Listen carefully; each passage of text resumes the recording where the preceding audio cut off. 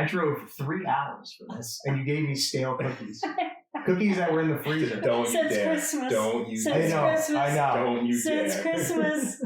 I put them there hoping that somebody would need cookies before now. And then last time you said we always have tea and cookies. And I never got around to baking cookies today. So there. I blame you as well, Justin. Yeah, and honestly, if you baked cookies, by the time I got here, they would have been stale. Oh. Because it took me so long. It took you so long. I know. You got it. Well, Fran, we knew we wanted to discuss teaching, Yes. and we knew we wanted people to write in. So I received one question, and this can be a teaching moment. If you're able to answer it now, good. If you want a little time to think about it, that's all right. But how do you deal with there not being enough hours in the day to get everything you want done? That's interesting. Because I was a stay after school kind of teacher. And the bells ring and the kids leave and you can't finish things a lot of times. However, I started staying after school on a Tuesday afternoon, a Wednesday afternoon, a Thursday afternoon. The only problem is that we didn't always have buses for them. And so I ended up having to get permission to drive the students home. Wow. But we Who'd always... you get the permission from, if you don't mind me asking? Oh, I had to call home and ask somebody if it was all right to keep them. So, And you drove the bus? oh, no. I never kept the whole class, by the Okay. way. Never the whole class. But if there were certain students who really needed that lesson, I tried to keep that going and not let that fade into to the forgetful place. Okay, and can you expand on that outside the realm of teaching? Maybe now you feel like you have enough hours in the day to get everything done because you move at a nice, easy, peaceful pace. Mm-hmm. But maybe when you were younger, did you ever feel like there wasn't enough hours? Oh, yes. Especially like when there were performances, because I was a dancer. And then I always wanted to make good grades in school. Mm-hmm. I personally love to do that. It was important to me. I'm an only child. And that was when somebody gave me a good grade on a paper, that was something I could show my mother and be so very proud of. And so trying to study and make good grades at school, also dance out and in performances, I was really busy. I didn't have a whole lot of time. After I was 11, I found that I didn't have much time to just be a kid. Geez, from 11 on, Yes, it was... from 11 on. Wow. That's young. I feel like I'm still a big child. At least a big baby from what I've been told. Well, keep the child alive inside. Yes. Then it'll keep you happy. Absolutely. Yeah, I like when you said, there's so many, there's not enough hours in the day. Like, how do you manage to get it done? You just not get it done, too. That's right. Just leave That's it there. right. Procrastinating works. Yeah. Does it? Sometimes. You're a busy guy. How do you feel like you're getting everything done that you need to get done in your life? I think it's just chunk yardage. It's a lot like, I guess I would consider it football. Like, you just, capitalize on the short successes. And, you try not to go if I know I have deadlines or a big project, I'm not going to try to do it all at once, right from the jump. I'm going to kind of space it out because I mix other things in with it. But I just have to, I have to stay on top of myself because I work now full time for myself. So if I'm not, doing what I need to do, I don't make money. People rely on me. I don't get back to them in time. Something can fall through. So it's like me. I just have to manage my time better. And especially with this, I'm even doing stuff. I think I told you down at my beach house. I'm putting in pavers. Yeah. So I was just there for the past 3 days working remote. I was on phone calls all day yesterday, then running outside doing pavers and back in. So today I was super busy in the morning, and then planning for this too. And I'm still doing a lot of writing and as far as the stand up goes, I'm going to get back into the stand up in June. I just don't have the time. So. And I know a lot of... And that's the crux of the question. You just said it. I don't have enough time. Yeah, but you want to focus on the things that are important to you. And there might be a lot of important things. So if I put all my eggs in, I think I talked about it on the first one, put all my eggs in one basket, I'm going to leave the other stuff cold. I think I have to have a sample of every little thing to just keep me motivated in each of those fields. Yes. A little bit of everything. Mhm. No cold eggs. No, Well, that was a anonymous question that was sent to me by a friend. So maybe Okay. not so anonymous, Fine. but I thought that was a good question. How do we deal with not enough time? And I wanted Yes. to how do you deal with it? I find that making lists helps me if I really need to get stuff done, and I don't always follow them, but that's what I do because the dopamine release from crossing something off a list is a good motivator for me. So, but yeah, time management. I mean, the phones are the worst thing ever. Yeah. Oh yeah. Yes, They just take away all your time. they do. But so from 11 years old, Yes. you feel like you're not able to be a child anymore. That's right. We were kind of talking before, and we're excited to kind of dive into your teaching career a little bit. And you didn't even consider this part of your teaching career, but to me, it's part of it. What was your first teaching job? I actually had my mom help me move all the furniture out of the living room. And I told a teacher at school that I needed to work to help my mother pay the bills. My dad was gone, and I knew something had to be done. And the only thing I really knew how to do was dance. My teacher was so nice. She ran off some flyers. I put them around in the neighborhood, and what I did was only open my dance studio for children up to my age, no one over my age. So 3 to 11 were my Wow. kids. And it started with just a few. I had 4 or 5 children. I taught after school and all day on Saturdays. Eventually, I had 150 kids. So you started this at 13. Wow. Yes. And this peak at 150 Yes. students, Yes. what age are you then? I'm a senior in high school Okay. because I started teaching adults too. They needed somebody to help with some of the local shows. And so I ended up helping with the adults. And if you don't mind me asking, what did you try? Like, I'm thinking like dance now probably costs a lot of money. Back then, people Right. didn't have much. And also, like, figuring out the right things. What did you charge for like a session? Well, I didn't go by the session. It was by the month. Okay. So there were kids that was like, Smart. yeah, like $3 a month, and then maybe $5 a month. And it started with just tap.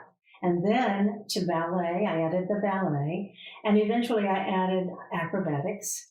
And eventually, all in your living room. we started right in the living room. Eventually, my mother and I moved out of the house and moved into a small apartment, which this was an issue. However, the people in Daytona Beach were so nice to me. Everyone was interested in what was going to become of me. So I started asking, where could I teach? And they let me teach in a local gym. So then I had to change what days I could actually teach. And they still let me teach all day on Saturdays. So it never ended until I fell off the stage. As a senior in high school, I was dancing at a luncheon. Okay. And I slipped. I was doing a toe tap number, slid right off the stage and down into the orchestra pit. Well, I climbed back out with lots of clapping going on. So you're so excited about being there that you don't notice what's happening to your foot. Mm-hmm. I landed on my left foot when I slid down, and my foot was swelling, and I didn't know it until I got off the stage, took off my shoe, and my foot had swollen badly. Went to see the doctor, and the pivot bones on the bottom of my left foot were shattered. Now, I'm not a doctor. What the pivot bones are your They're- toes, right? No, they're in the ball of your foot. The ball of your foot. Okay. And that is absolutely essential to dancing. I must not have been born with those. That's the only thing I can think Yeah, me of. neither. Nope. Well, they weren't able to fix it. And so the rest of my life, every time I put on a pair of high heels or anything like that, my foot would swell. But it was the end of my dancing career. So your dancing teaching career Yes. is 13 to 17, 18 years old? Yes. And you said everyone in Daytona Beach knew you. Yes, they did. Was there any awards or acclamations you earned while in Daytona Beach? I did. in order to advertise my dance studio, I entered all the local beauty contests. I was Miss Daytona Beach. I was Miss Volusia County. I was, let me say, Miss Southland. There were a lot of contests. And I would just wear a banner for my dance studio and a one-piece bathing suit. No two-piece for me. I stick to the one piece. It just works better. Oh, God. But see, my plans had all been to be a dancer. That's what I wanted to Awesome. do. I was just waiting to get out of high school so I could head for MGM Studios. Well, that didn't work out because it ended. So I went to college and became a teacher. Yeah, you did, and just started Thankfully, teaching. we might not have met you. Yeah, we would have been talking. Yeah. Oh, you ever hear about the famous actress, the famous dance actress, Yeah. Fran? Well, people thought I looked a lot like Mitzi Gaynor, who at that time, was doing a lot of musicals. And so in my heart of hearts, I thought, well, maybe I could be in a musical with her. I could be her sister. Do you still have photos from those competitions? Yes, I do. I have some. We're gonna have to bust out the album. Okay, I'll bring it. Okay. I hope there's someone from Daytona Beach that's like, oh, I've seen these. Like, I For know, all like, our people in Daytona Beach. Okay, all the listeners in Daytona Beach. No, I just thank you for sharing that because I always just thought that was so amazing that at 13 years old you opened your own dance studio, and that's how I've always pictured you were teaching then. I didn't think of it that way. Yeah, I mean, we're so set on like teaching taking place in a classroom, Exactly. and it happens anywhere and everywhere. So Yes. even in your childhood living room, Right. and even in your current kitchen, you still have two students. Mm-hmm. But going on to your actual official teaching career, Right. I know we were kind of talking beforehand. You wanted to really discuss your philosophy on teaching. That makes a lot of difference. Every teacher's different. But I was thinking a lot about what I really wanted my students to become and how to get them there.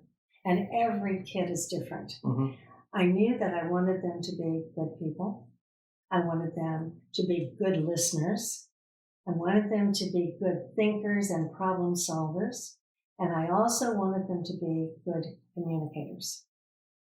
So in order to get there, you have to get the class to believe in some ways like you believe. And so here is the beginning. Mm-hmm. All right. And so you might want to answer some of this. The first thing. And all those listening, wherever you are, make sure you're all.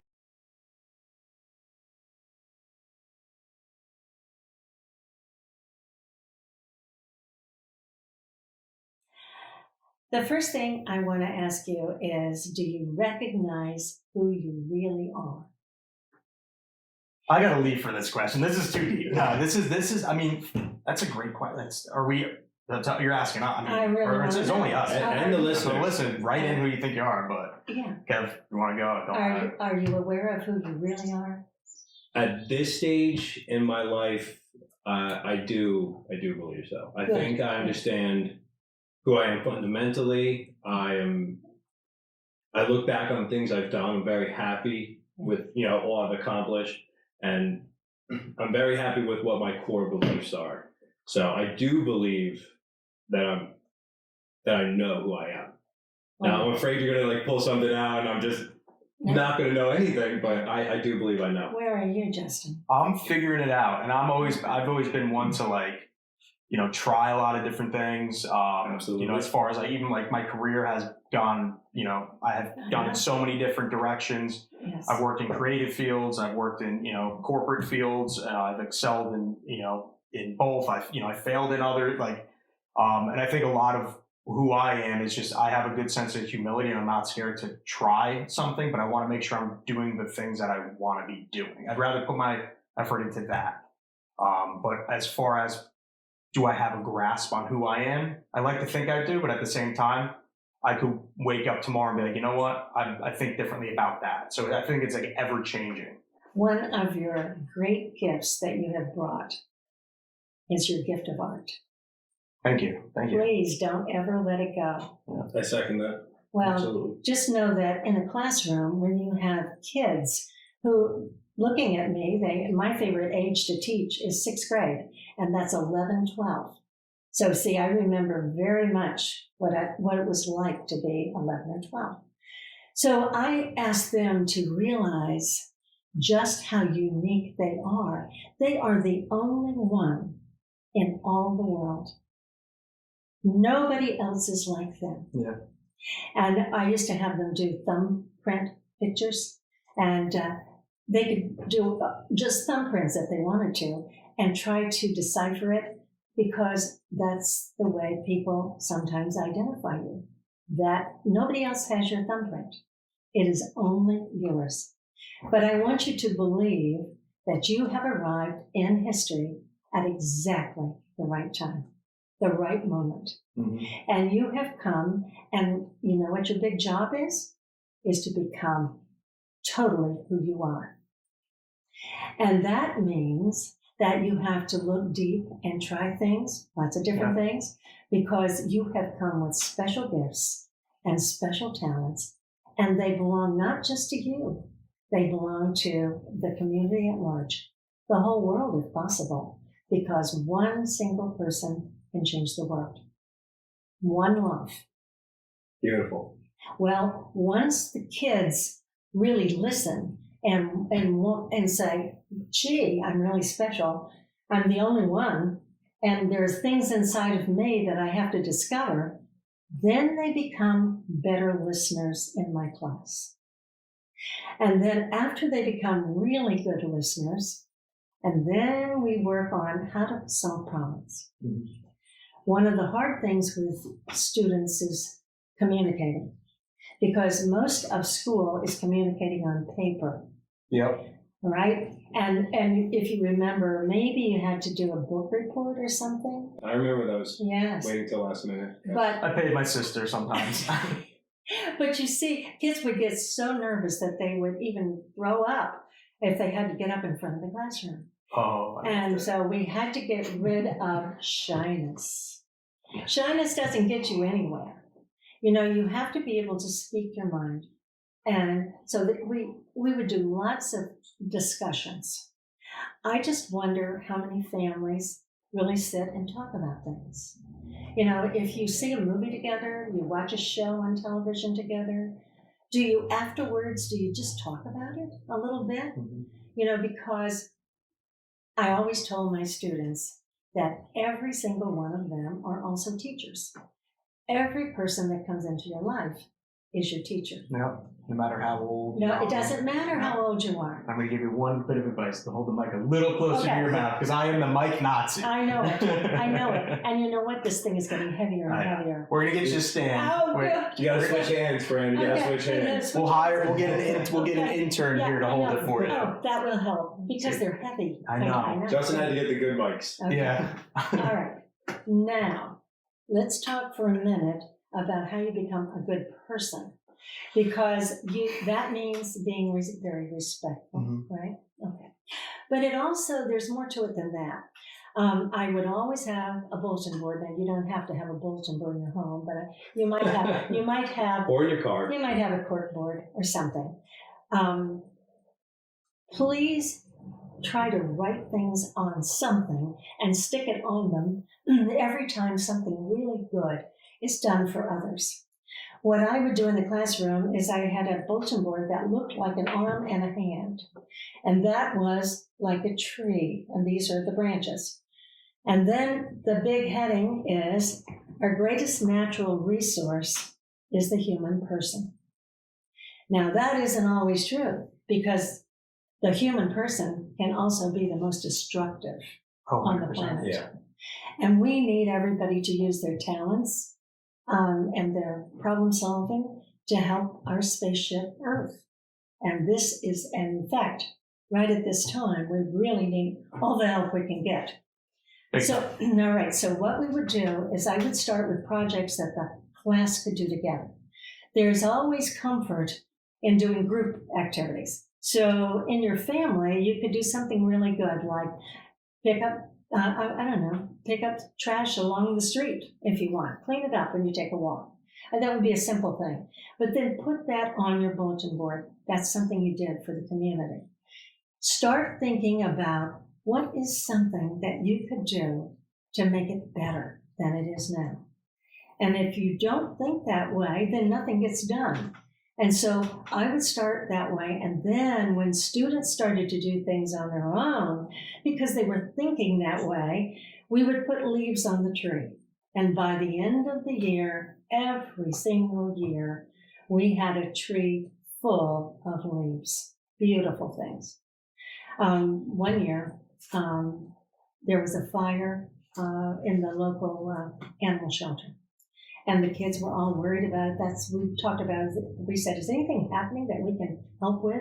And someone raised their hand and said, oh, what can we do? All it's burned down. There's no place now for homeless animals. So what did we do? Everybody talked about it. You must speak to each other. You have to. That's what happens. You have to have good conversation. Good conversation. We went around the room, and finally we decided something that we could all do together was to have a garage sale. And so the kids brought their stuff to school. The room filled up with all kinds of wonderful things. And on a Saturday, I was there on a Saturday with the kids, and we had a huge garage sale. And the parents were delighted. People were clapping. These kids ended up on television. Wow. We were invited to the local TV show. This was in Toledo. And parents had to come because we couldn't get a school bus. Nobody's going to pay for a school bus to do this. So we had a long line of cars, and we all went in, and they were on television. And then they got a tour of the studio, and they had the best day. And we put that on our tree. So this is the kind of thing that I always tried to do with students. Start with a group thing, then let each student start to reach out on their own and bring these ideas in, and then we talk about them. I mean, sometimes they aren't practical, but a lot of times it's the kids who know. I mean, I had a student once who said, I don't think we should be having styrofoam at McDonald's. Just look at all the styrofoam. And that's not a good thing, is it? No, it's not a good thing. Wow. All right, so that student at Lounsbury Hollow Middle School started a petition. Now, the kids didn't know about petitions, so we had to learn about them. But we started a petition, and it grew to thousands of names. We sent it to Chicago, to the office for McDonald's, and we got a phone call at our school. And they had a meeting, and they told us that they promised they were going to change from styrofoam. And the kids were so thrilled. It was like we had taken a trip to the moon because they had made things better. Wow. Now, this is the kind of thing I'm talking about. But you've got to start with every kid has to feel that they have come and they have a special thing that they're going to do. They have talents, they have gifts, they can become good thinkers, they can become good listeners, and they can become good communicators and make the world a better place. Two things, real quick, because I've known you for how many years? Fran, it still blows my mind that you're just traveling this earth, having done all these things, like, and still just like, oh yeah, you know, we like raised all this money, we got on the news, you know, all the students, like, yeah, like we talked about it, we did it, and we got in touch with McDonald's, and they called us, and they were, you know, making changes because of what we, like, that just is remarkable. And the other thing I just want to add is, you know, you have done so much good for so many. And I just think it's so cool that these students are all grown adults now. Yes, they are. And they all get to carry that joy, that memory of you know, and they're telling, these stories are still being told to people you don't even know exist. Oh yeah, well when I was growing up, we actually had a teacher and we started a petition and we had a garage sale and ended up on TV. Yeah. And whether they're That's whether they're referencing, like I'm sure some of those students reference you when they tell the story, and there's others who may not, but regardless, Doesn't they matter. found their purpose. You know, they left a footprint that, I mean, everyone leaves a bad footprint Yes. on the planet, but I think Yes. it's our job to, you know, leave the good footprint of ourself going Yes. forward. Self-worth is such an important thing.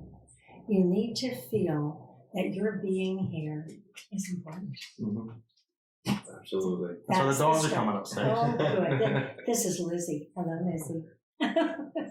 So, is there more? So I don't want to get bogged down in details, but Yeah. when you're doing this with average 6th graders, how many weeks? Because Justin and I, we remember starting like those first few days, weeks of school. Like it's always a feeling out process. Maybe it's easier in high school because you've known the kids for years, but how long does it take the class to start gelling and buying into what you're teaching these kids or talking about? Does it vary? Like, are you just watching light bulbs each day pop up throughout the class? Well, when I first meet the class, I always tell them that my class is going to be their favorite class. The level of confidence. You're allowed to brag after a certain point. Well, no, but I always feel that, yes, you know what? Don't you love it when somebody says that they think learning is fun and that every time you come in here, it's going to be a good time? And I would always say it's going to be your favorite class. And by the end of the year, I took a lot of pictures and I would put on bulletin boards the kids doing interesting things. Always in the winter, we always did winter fires. When we did poetry, I love poetry. I would rig up this little thing. I would bring in logs and I would have some like cellophane paper and a red light in there so it looked like a little fire. And they had to come with their poem and we sat around the fire. We moved all the dust back, and that was winter fires. And the kids couldn't wait to write another poem so that we could sit around the fire again. But this is a kind of fun. I think learning is fun. Yeah. I still want to learn something. That's why I mentioned I hope everyone is curious. I'm still curious. And I'm still looking for truth wherever it takes me. Mm-hmm. And, some places are kind of strange, the things I read, but I'm looking. I just want to know answers. There's so many things out there that I don't have any answers for. So just, for Justin and I, and then even just for, people listening, is that just staying curious the most important thing you kind of do as a person? Or like to stay as like a student, a teacher, it's just to stay curious? I think to stay curious would be the thing that would keep you to always be a learner. So you were always growing. I would like to think that you are always growing and unfolding, you could say, becoming who you truly are till your last breath. Always in bloom? Always in bloom. Absolutely. I'm loving this. Yeah, I just love this. And I know it's good because you got nothing to say. Yeah, I mean, That's how I know to it's shut good. me up, you usually got to take me to the pound and like euthanize me. I don't stop talking. That's the second time I've heard him make that joke in 1 week, so Yeah. he believes it. Okay. Yeah. All right. I have a lot of things, that would help other people with their own kids. Like, you haven't asked me the big question. There are always those students that Am I close just here? don't, Good question. that don't want to do something. They're hesitant and they just act like that school might be a little boring no matter what you do. You can kind of notice that you don't see fire in their hearts, okay? So one of my favorite projects is to do the real life thing. And so it starts off easy. I say, all right, tonight you are to choose the kind of car you want to drive when you can drive. Pick it out. Mm-hmm. Find out how much it costs. Okay? And they would come back. And so we would start a booklet where they start with the things that they like. Like, how expensive is that car? Okay. And then in the newspaper, I would get the newspaper. The people used to be so good about sending stacks of papers to the schools. And everybody would have a paper. And I'd say, okay, everybody has their car. Well, you need a place to live. All right, let's all find an apartment or a house. Pick up the one you want. And so they were very busy and cutting them out and pasting them on. All right, then I said, okay, so now that's a lot of money. What kind of job are you going to have? And then they would look at all the jobs that were available. And they would start to see that school was more important than they realized. And that their education was going to help them achieve all of the things that they wanted. And they really, at the end of the project, they were different kids. They really wanted to learn something. Okay, we have to pass this test. So, sit up straight, let's do it. And I also did the stock market. I don't know what you know about the stock market, but when Not to lose money. I can tell you that much. When you're doing fractions, it's a perfect time to do the stock market. But I would give all the kids an imaginary amount of money, like $100. And then they could go through and they could pick out any one they wanted to buy. All right, so then they had their stock. And then we had to watch it. So I had to get more newspapers. So they would check, did it go up? Did it go down? That sort of thing. And then at the end of the project, the person who made the most money, they got an award from me, a silver dollar. And I gave out a lot of silver dollars, but I always thought that it would somehow impact their life and that they would know how important it is that people do invest in this country. We have to help people that are starting their companies. We just have to be kind of wise about the ones we choose. Kids usually were choosing things that they liked, like Toys R Us, which now there's no Toys R Us, but they were picking out the things that they understood, Coca-Cola, things that they, all right. And it was always fun to me when a parent would call the school and ask me to call them, and they would say, my kid is making so much money on the stock market, I'm going to have to invest in that stock. I said, you made my day. It was lovely. Okay. Now, well, we had the Peace Club. There's so many things that I'll have to bring my Peace Club book. I have a book with lots of pictures. But that came from a student. All of these things are coming from students. Was the Peace Club what got you recognized by the UN? Yes. You want to dive into that a little bit? I mean, it's just one. And let me just interrupt because we mentioned on the pilot episode that you taught in 9 states. Yes. From early in your career, were you kind of doing this, or was as you were learning as you went, was it just growing and growing just naturally, or was it great from the start? Every class is different. And the thing that I realized is that I could never make cookie cutter kids out of all of them. And so how could I reach them and where they were? If you're starting like a first grade, and I did teach first grade, I taught it for 2 years in different states. Had a lot of interviews in a lot of schools. But that's another story. But I learned a lot from every place I went.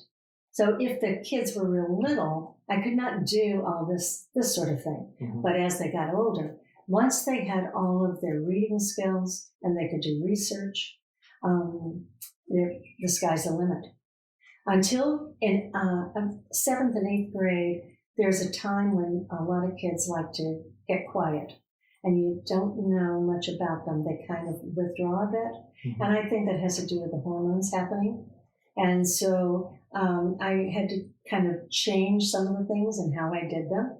But all throughout my teaching career, it was meeting the kids, finding out what their needs were, and how can I reach them. And I had 3 sons of my own, so I would try things at home with them. And then if they worked and they seemed good, then I would use them in the classroom. Of course, I always had the curriculum that you had to stick with. And that's a problem because you've got to keep moving. But I always had to interject the fun in learning. There had to be something that made sense to them and a reason to do what we were doing. So with that, tell us about the Peace Club. Okay, all right. Well, it was a time when Gorbachev was meeting with Reagan. And one of my favorite students, Marcy, wanted to do something for peace. She said she was also worried about nuclear war. And there had... Well, I can relate. I mean, it's kind of, we're in the same part right now. And so we wrote some letters, and we started thinking about what can we do. We read a book called Sadako. And there was the story of a Japanese girl who was folding cranes She had become ill after we dropped the bombs, and she had to fold 1,000 cranes, and then her prayer or her wishes would come true. And so, as we read about her, Marcy said, I know, we should fold 1,000 cranes and take them to President Reagan. And we did. And what was wonderful is we had to learn how to fold them. And then parents started dropping them off and putting them in my mailbox because they really wanted to be part of it. Here was a wonderful kid's idea. And it was beautiful. And we got on the train and we went to the White House, and we were waiting to actually speak to President Reagan. But then one of the helpers, his assistants, came out and they said that he was getting ready for some kind of interview, and he wasn't ready. What we didn't know at that time that he was already struggling mentally. Yeah. And so we didn't get to actually see him. But this lovely person that worked with him took our cranes to him. We also had a book of peace with all kinds of letters and poems for students. And we had a marvelous time there, I can tell you right now. And I really think it made a difference because when Marcy moved on to the high school, the kids that knew about the cranes in the school and everything, they wanted to have a peace club. So I got permission to stay after school, and we got a bus for the kids, and Peace Club began. And the kids came. I had a student who sang Let There Be Peace on Earth, Melissa. What a voice, what a wonderful kid. And we started talking about what can we do around here that can bring more peace. And so that's how it began. And so we did it on Wednesdays, but pretty soon we had so many kids and there was just me. I didn't have anybody helping me. So we had to split it up to the 5th grade and then the 6th grade and then the 7th grade, and then the 8th grade had been moved to another school. So I was able to stay 3 afternoons, and we got 3 buses, and the kids worked on these marvelous projects. We had friends in other parts of the world. We were able to send them things about New Jersey, and they sent us things about Japan. We had a lot of friends in Japan. But that Peace Club changed so many hearts. For instance, in home ec, they had all kinds of pots and pans that they weren't using at all in the class. And they were going to just get rid of them.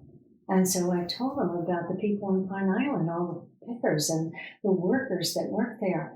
I said, can't we donate them? They gave us everything that they were going to throw away. And we had the joy. I took a group of students to Pine Island, and they met us, and we gave them that. And the people were crying, and they said, we don't have to give them back. It was absolutely marvelous. We also gave coats to the homeless. We took things into New York with sandwiches. There were so many things these kids did. And we started writing to the United Nations to tell them that we were working for peace and we wanted to know what else can we do. Yeah. And they started paying attention to what we did. And it was because of what all those wonderful kids and what they did. And writing letters to soldiers and sailors and people in the military. And by the way, there was a wedding that came out of that when they grew up. The kids grew up and they still stayed in touch with this person and they ended up getting married. But all I can tell you is that when we got that call that we had been chosen to be a peace messenger for the United Nations, I wanted all the kids to go with me. I really did, because I could never have done this alone. Yeah. And so I went, and on that wonderful day when they only ring that bell, one stroke, boom, and it's in September, and that's Peace Day. Now, as far as like your time, like how much time we talked about time before. How much time did this take? This sounds like it was like a full-time job on top of a full-time job. Well, it was, and I wasn't paid for it, but I never wanted to be paid for it. That's not why we did it. We were simply doing my whole philosophy that we have arrived at the right time, and we're supposed to be here, and we have talents, and we have gifts, and we want to share them with the world. It's like a version of Forrest Gump, right, Justin? Just like Yeah, it's just all over the place. You're like, over every major event that happened, like somehow you like were involved. It's just I've heard so many of these stories before, but some of them are new for the first time for me, and it's just such a reminder, Fran. And this is how I think of you in so many ways, just being this natural teacher and having this huge effect on so many people. And I just know that there's thousands of these kids all grown up that hold the memory of you so fondly, and just I can imagine how many became teachers and use your techniques. It's great, and now we're kind of doing it again, and you know how many people are going to listen to this that we'll never know about, but we'll hear your message about how to be a good person, be a good listener.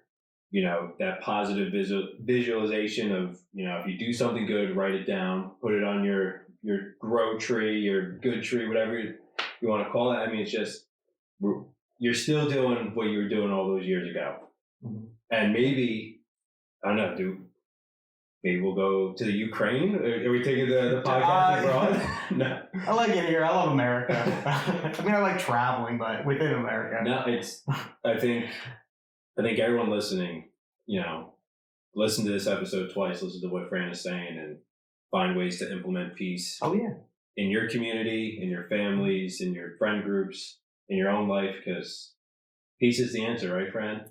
Yes, it is. If we could just give it a chance. We just gave it a chance. Yes. We also need an intern because I'm out of water and I didn't eat anything. All I had today, I had 2 apples and a banana and trail mix today. Oh, that's not enough. I know, I feel like an animal. That's not enough. I know. I was all over the place, busy today. I'm thirsty. And that teapot has nothing in it. It's a prop. Who knew? I didn't approve that prop placement. Don't give away all the magic. Yeah, we know you as the props. Well, we can either pause it, or if you want to. No, just keep it running. Okay, you want me to pour some of my. I'm gonna go. Yeah, no, I'm gonna get water. Eat one of those stale cookies and just choke over there. I guess I'm not even gonna ask this question because it just wouldn't be fair as to like what your proudest moment is, because there's just, I mean, even in meeting me. Oh, God. Even in just a handful of examples you give it now, like you can never pick one. I mean, you could probably give like a general answer of just, you know, your proudest moment is just having a positive impact on all the students. I mean, that could sum it up for you, but it's just so much. I wrote something before, right as we were kind of starting. Can we be our own teachers? Yes. Oh. Well, in fact, there is a way that you can find out on your own and teach things. Well, think about Lincoln. He was his own teacher. You know, he had reading skills, so he walked all the way to the library, borrowed books and read and taught himself how to be a lawyer. He never got to go to school. But I think it's more important for you to understand who you really are. And the way you do it is you get in touch with that inner voice that's inside of you. And the way I think about it is I think about our bodies as being like the car.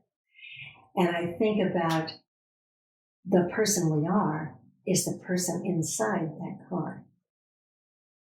All right, so then you have to treat the car really well, right? But you also know when you're going the wrong way. Just listen. You'll know when you're doing something you shouldn't be doing that. It's not good for you. And that inner voice will help you kind of unfold, if you're a flower, unfold petal by petal, but every single day. Some people call it meditation. They just spend some quiet time with themselves. And I recommend it. I do it.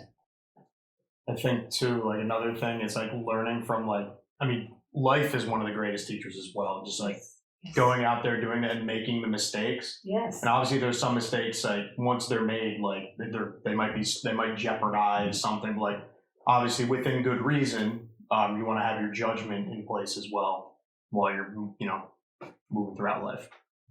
Absolutely. Yeah. can't put bad gas in the car. So tell me, Kevin. Is that alcohol? Is that rephrasing to alcohol?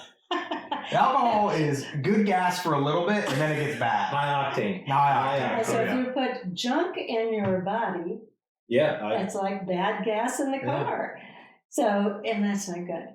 And so you didn't feel well because you were eating. Yeah.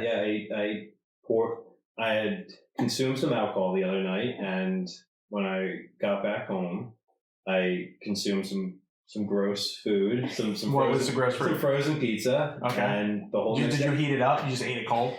Don't start. Disgusting. Yeah. And in the moment, I was like, oh, this is okay. But you know what? I saw the box in the freezer, and I looked at like the calories and all that. I was like, this is not good. Yeah. So sober Kevin would just be like, no, like that's bad fuel. But slightly inebriated, I said, all right, why not have a piece or two?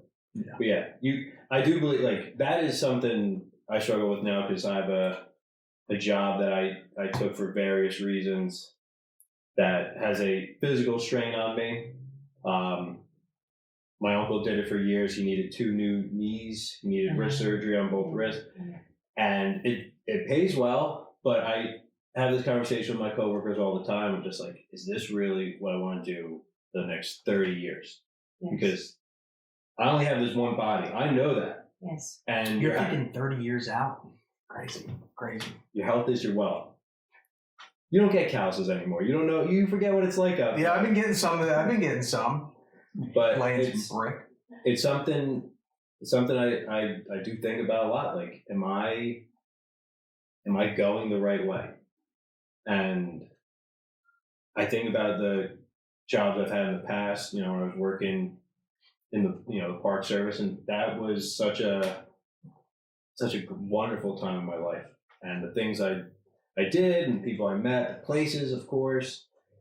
And, of course I gave that up because I was listening to this voice that said, Kevin, you gotta mature, you gotta grow up, you gotta settle down. It was this settling idea. And then I settled down, and I look at what I settled into now after, the dust kind of settles into the settlement. Oh, that word. We're going to cut that out. Yeah, dust settles into the settlement. I like it, though. And it's just like, is this really the direction I want to continue to go? The very fact that you're asking yourself these questions tells me that the inner voice is trying to reach you. Yeah. Kevin, from a guy who quit 2 jobs in 1 year, let me tell you, just quit. It's that societal pressure Yes. of health insurance. Mm-hmm. That Yes. as an adult is a pretty cool thing. Yes. I didn't have that with prior jobs. Right. Retirement, I have that. So do I do what feels good today and sacrifice tomorrow kind of deal? And it's something, I think about often. But like you said, like the second, I'm thinking about it. Like the voice is there. Yes, it is. And yes. And my voice doesn't help. No, you're a great friend. You're very helpful. But these seeds get planted. Yes.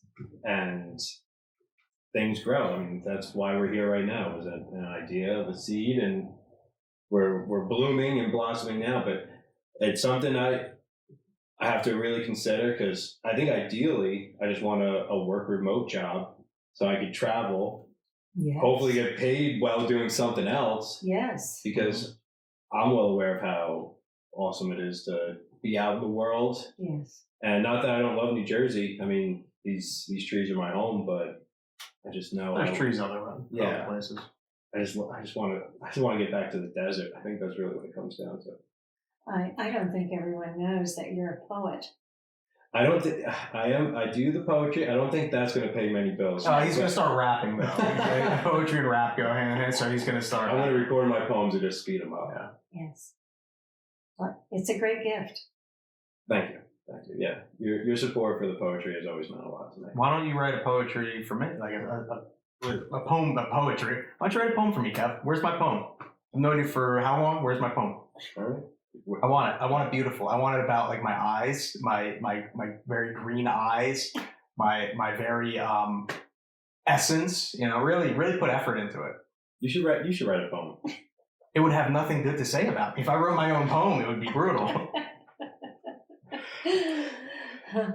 I am going to do a better job of listening to that inner voice. Good. And figuring out what direction to steer this vehicle. Wonderful. Because the inner voice really knows everything. Always. Yeah. The inner voice knows everything. And I'm just going to do a better job of listening in general.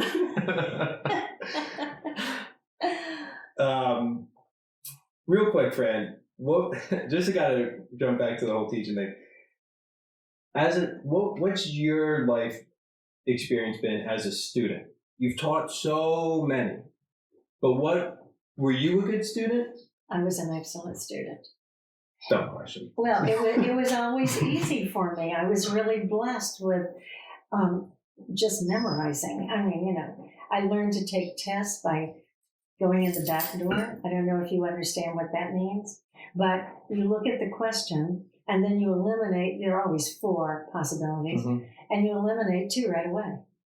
And then you read the question again and you can almost answer without ever really knowing a lot, because the real answer answers that question you're looking for. It is like, I don't know, it just always came easy for me. Yes, I was a good student. You're a good guesser. It was kind of guessing. Yeah. It was kind of guessing. And It's kind of life, too. Educated guessing, guesses. to make the best decision possible. Might be a few. I used to teach all my kids how to take tests. I always told them that, remember, people just made these up, so they're people. So that is. Oh, I have a question for you. It's just made up. They do. They make up these tests.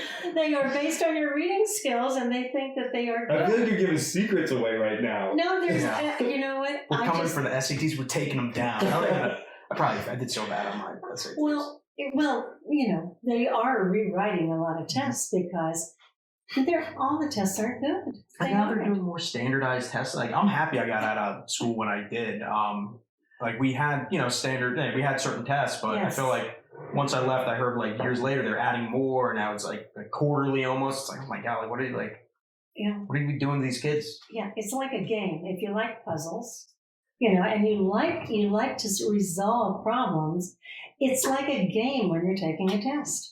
And I would always teach them how to eliminate 2 of the answers right away. Mm-hmm. And the kids just loved it. And my classes did well. What topics did you teach? Reading was my specialty because that's the key.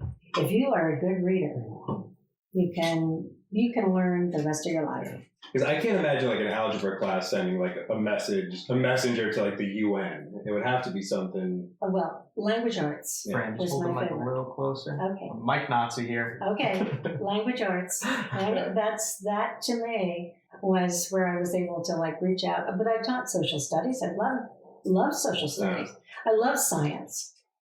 So one other thing I reached out to a coworker, an old coworker of yours, another teacher, one we've discussed before, who's actually has some art kind of hanging here. He mentioned something, and I don't think you've ever told me about it. The Council of All Beings. That's one of my absolute favorite projects. Yes, well, now's the time for the Council of All Beings. It's spring, and you go for a spring walk. Take your family, take your friends, and go looking at everything that's coming alive after being asleep. And let something mean more to you than the other things. I mean, they're all important. Everything that's alive has its place and is important. But look at what speaks to you. Maybe it's a caterpillar, who knows? Or maybe it's a butterfly, maybe it's a frog. There are all kinds of things happening out there. You could go any time of year, actually. Even a winter is a nice walk. Take a winter walk. And then when you come back, you have chosen the thing you're going to speak for. the thing that really impacted you. Maybe it was you saw the red hawk flying, and that really is what you want to learn about. So then we would research the thing that you were interested in so that you knew a lot about them, especially what their needs are in life, how they can survive. And so then you're going to speak for them as they address the two-leggeds who are not taking a very good care of the earth. Yeah, we don't do a good job taking care of the planet. I don't even think we take care of it anymore. That's right. At the point where it's just like, it's so far gone. It's like, well, it's just, I know. what are you going to do? I know. When you see people move in and they cut down every tree and build their big house, and they are not sensitive to all the life that lives there. But then on the day, all right, here we are. They've done their research. They have thought about what this thing, this creature, this animal, this plant, you could be a plant, you could be a mountain, you could be anything that you want to talk about. All right.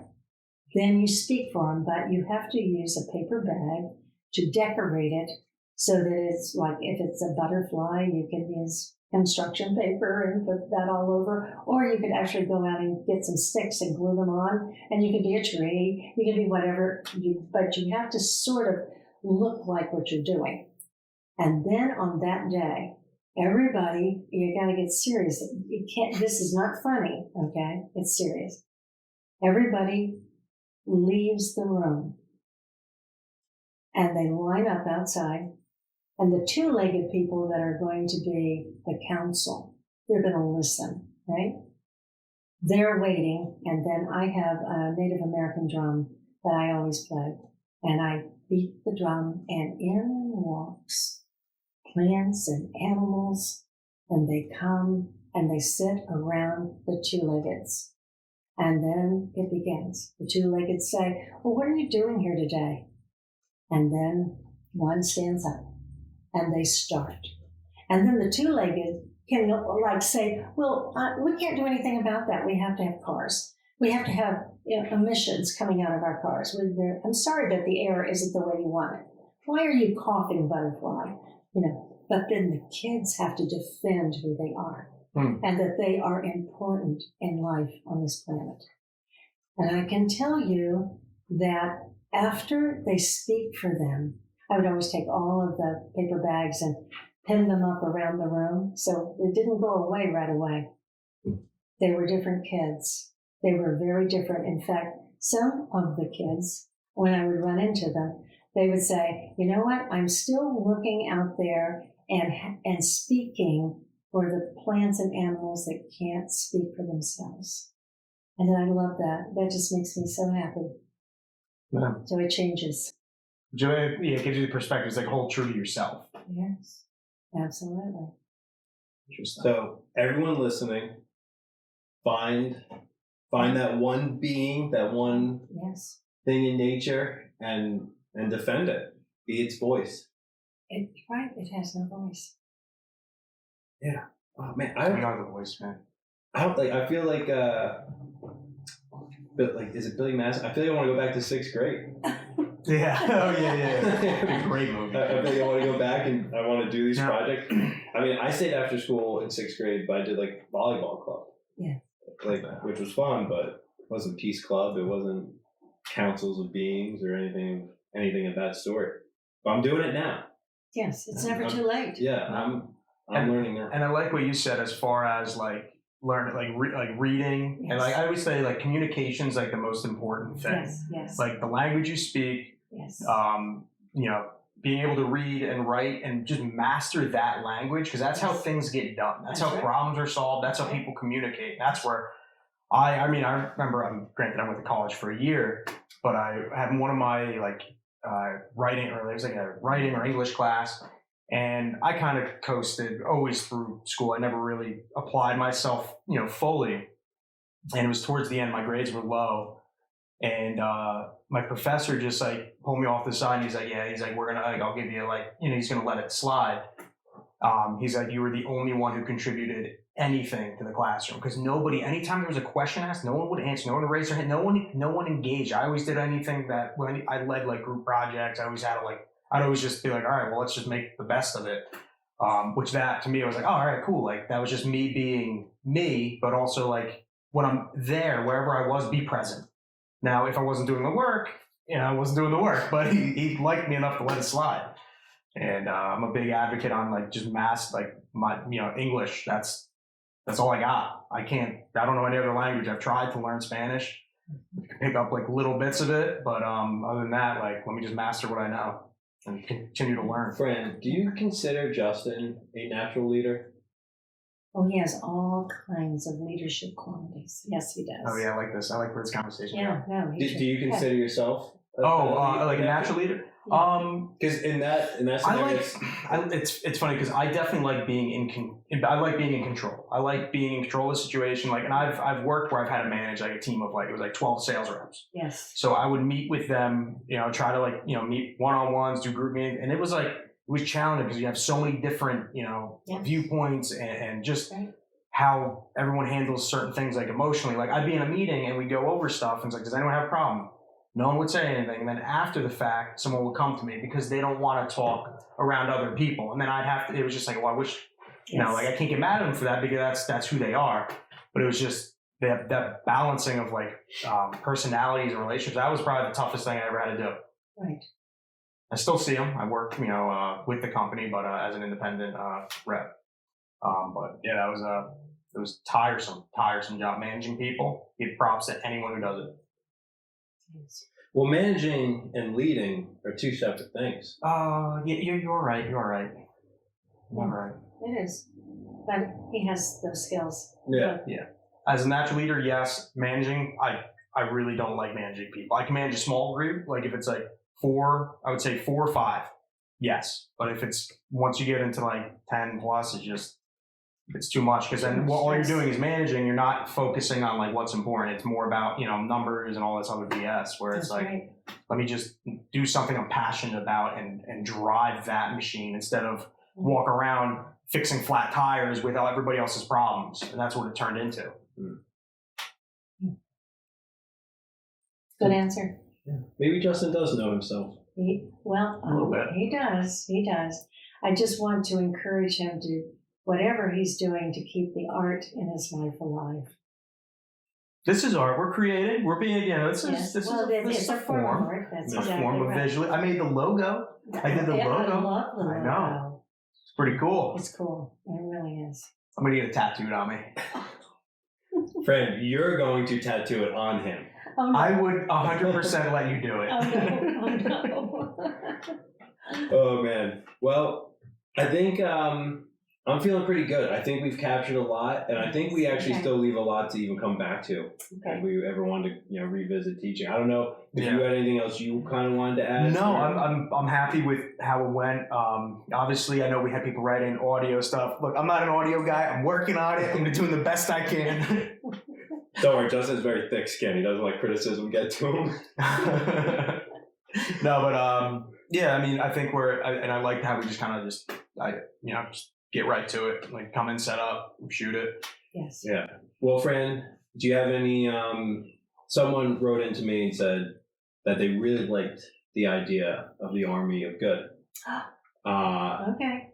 I was thinking maybe it could be fun. We'll have to track it somehow. What Army of Good task do you want the listeners to do?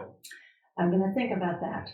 And we can just do like one a week, like call a childhood friend you haven't spoken to, or write a letter to someone, write a letter to yourself. But I think that could be fun to just kind of I think that's a good give the listener something to think about, something to do, because that's what we're trying to do: spark the goodness, spark the peace. Right. Just a few other loose ends to get to. Don't forget, you can write in at teawithfranmail.com. We had our first bit of Franmail to start the show, so we want more Franmail. That's fun to do. You can find us online on Instagram, Tea with Fran Podcast. That's Instagram, where you can DM us, you can comment, but connect with us. That's where you're going to get up-to-date information. We're going to try to get these shows out on a regular basis. Yeah, Tuesday. We're looking Tuesdays, dropping them on Tuesdays. we're making Justin do all this technical work, so please be nice to him. I don't mind the editing part. It's easy, man. I got that good. You take care. You're taking care of everything as far as the posts and manage all that. I don't want to do any of it. Okay, yeah. I do this. He does that. We're good. The second I start doing that, I'm gonna hit you. I'm gonna be bad. Yeah, well, at least you're not admitting to it on record. Just one other thing, we got to special thanks to the Black Creek Band for our intro music. Oh yeah. Their rendition. I guess it's a traditional song, Shady Grove. We'll have to look up the original. I don't know if the originals or traditionals exist. So yeah, we got to thank Adam for that. He's also provided some other music for us to use throughout the show. So big thanks to Adam. Thank you for what you do for us. And yeah, Fran, you're a natural teacher. This is Teaching with Fran. It could be a whole other podcast. You're back to work, Fran. You're back to work. Okay. I just hope I can get over the butterflies because this is also new. Yeah. Fran, You're nervous? Fran. You're like a UN peace ambassador. You're peace corps. Like But you tucked Ronald Reagan to bed one day. Like you've done so much. yeah, the owners of McDonald's reaching out to you. Don't get shy now. It's just Justin and I. okay. And whoever's watching. Whoever's watching and whoever's Yes. listening. Yes. It's getting late too. Yeah. Yeah.